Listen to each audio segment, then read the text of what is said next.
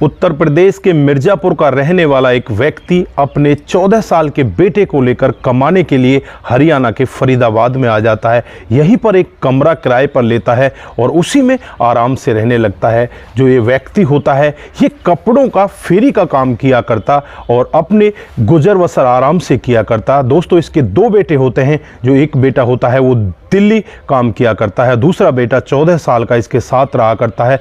लेकिन अचानक एक दिन इनके कमरे में आग लग जाती है और जब इस सब के बारे में खुलासा होता है तो पता चलता है कि 14 साल का वो मासूम दिखने वाला बेटा खुद अपने पिता के कमरे में आग लगाता है, वहाँ पर पेट्रोल डालता है और जिंदा ही अपने पिता को आग के हवाले कर देता है और वहाँ पर तब तक खड़ा रहता है जब तक पिता वहाँ पर चीख चीख कर अपने प्राण नहीं दे देता। दोस्तों, ऐसा उस 14 साल के बेटे ने क्यों किया? अगर आप लोग भी पूरी कहानी के बारे में जानना चाहते हैं तो वीडियो को जरा सा भी स्किप ना करें, लास्ट तक वीडियो को जरूर देखिएगा। दोस्तों, आगे बढ़ने से पहले हमारी वही रिक्वेस्ट कि जो हमारे चैनल के साथ नए हैं कृपया करके चैनल को फॉलो कर लें, बेल आइकन को जरूर प्रेस करें। नमस्कार, जय हिंद। आप देख रहे हैं APH न्यूज़ राहुल रावत के साथ। आज की जो हकीकत की घटना आपको बताने जा रहा हूँ हरियाणा के फरीदाबाद की है। यहाँ पर एक नवीन नगर चौकी है।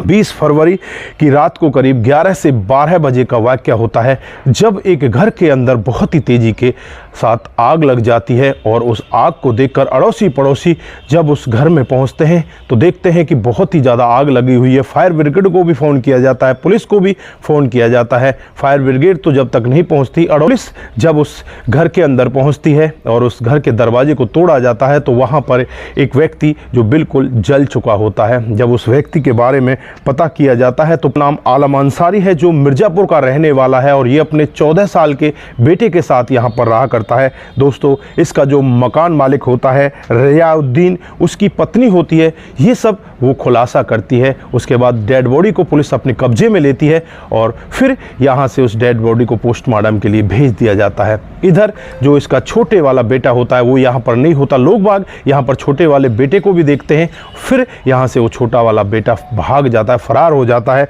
तो उसका दूसरे वाला बेटा जिसका नाम अब्दुल गुलाम होता है, जो दिल्ली में काम किया करता है, जो छोटे वाला बेटा होता है उसके पास पहुंच जाता है। हर्षवर्धन जो चौकी इंचार्ज हैं वो जब यहाँ पर बड़े वाले बेटे से बातचीत करते हैं तो यहाँ पर वो कहते हैं कि अपने छोटे भाई को यहीं पर रोक कर रखना, तुम्हारे पास तुम्हारा छोटा भाई आया है ना? तो यहाँ पर बड़ा भाई कहता है कि हाँ हाँ, मेरे पास ही मेरा छोटा भाई है, लेकिन अचानक वो कैसे आया मुझे भी इस सब के बारे में नहीं पता। तो जो चौकी इंचार्ज होते हैं हर्षवर्धन जी, वो यहाँ पर उससे कहते हैं कि तुम इसे अपने पास बेला फुसला कर रोक कर रखना, मैं अभी यहाँ पर पहुँचता हूँ। हर्षवर्धन जी अपनी टीम के साथ तुरंत ही दिल्ली पहुँच जाते हैं और दिल्ली से जब इस 14 साल के लड़के को गिरफ्तार किया जाता है तो यहाँ पर इतना बड़ा खुलासा होता है जिसे सुनकर हर कोई व्यक्ति दंग हो जाता है। जो 14 साल का लड़का होता है वो बताता है कि वो अपने पिता के साथ यहीं पर रहा करता है और वो हर दिन पिता उसे तंग किया करते, उससे कहते कि बेटा तू पढ़ लिख ले, नहीं तो मेरी तरह ही तू ऐसे फेरी लगाएगा। लेकिन मैं उनकी बातों को नहीं मानता और एक दिन वो मेरे साथ में मार पिटाई करते हैं और मार पिटाई से मैं इतना ज़्यादा क्रोधित हो जाता हूँ, क्रोध में आ जाता हूँ और फिर मैं अपने एक दोस्त से कुछ पेट्रोल की बोतलें लेता हूँ और उस बोतलों को लेकर अपने घर में आ जाता हूँ। जब घर में आता हूं तो मेरे पिता आराम से सो रहे होते हैं। मैं देखता हूं पिता सो रहे हैं और वहां पर चारों तरफ जो हमारे फेरी के कपड़े होते हैं वो भी उस कमरे के अंदर फैले होते हैं, सोफ़ा उसके अंदर होता है। फिर मैं ये पेट्रोल की जो बोतल होती है उसे चारों तरफ फैलाता हूं और फैलाने के बाद गेट को बाहर से बंद करता हूं और नीचे से तिल्ली अंदर छोड़ देता हूं। थोड़ी ही देर में पिता की चीख आने लगती है, वो जंगले से चीखते हैं और कहने लगते हैं कि बेटा मुझे निकाल दे, इस कमरे के गेट को खोल दे। लेकिन मुझे वहां पर बहुत ही ज़्यादा आनंद आ रहा था। वो ये सब 14 साल का बच्चा बता रहा होता है। वो कहता है कि मुझे अपने पिता की चीखों को सुनने में बहुत आनंद आ रहा था क्योंकि वो भी मेरी चीखों को इसी तरह से सुना करते हैं और जब वो आधे से ज़्यादा जल जाते हैं तो मुझे लगता है कि अब इनका बचना मुश्किल ही नहीं, नामुमकिन है। फिर वो वहाँ से उस कुंडी को जो बाहर वाले गेट की होती है उसे भी लगाकर वहाँ से फरार हो जाता है। जो इसके मकान मालिक की पत्नी होती है उसको इस सब के बारे में सबसे पहले भनक पड़ती है और फिर वो अड़ोसी पड़ोसियों को वहाँ पर इकट्ठा कर लेती है। दोस्तों, पुलिस को वहाँ पर बुलाया जाता है। जब अड़ोसी पड़ोसी ये पूरा वाक़या देखते हैं तो बस उनके भी पैरों तले ज़मीन खिसक जाती है।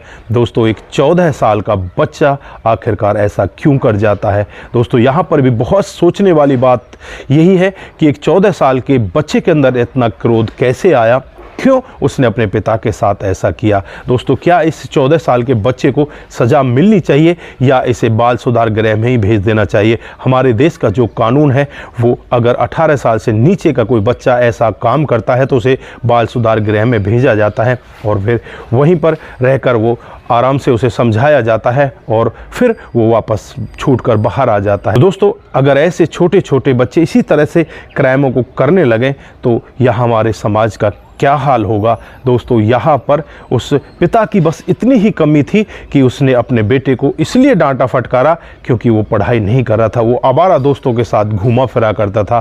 पिता यहाँ पर चाहता था कि मेरा बेटा मेरी तरफ फेरी ना लगाए, वो कुछ अच्छा बने, कुछ पढ़ लिख कर ऐसा काम करे जिससे कि वो आगे जीवन में तरक्की करे। लेकिन यहाँ पर बेटे को पिता की बातें इतनी गलत लगती हैं, वो फिर अपने पिता को बड़ी ही बेरहमी के साथ जिंदा ही आग के हवाले कर देता है। तो दोस्तों यहाँ पर आप लोग क्या कहना चाहते हैं, आपकी जो भी राय है एक बार कमेंट बॉक्स में ज़रूर दीजिएगा। दोस्तों आज के लिए बस इतना ही, फिर मिलते हैं किसी नए मोड के साथ। तब तक के लिए आप अपना ख्याल रखें, परिवार का ख्याल रखें, सतर्क रहें, सावधान रहें। नमस्कार, जय हिंद,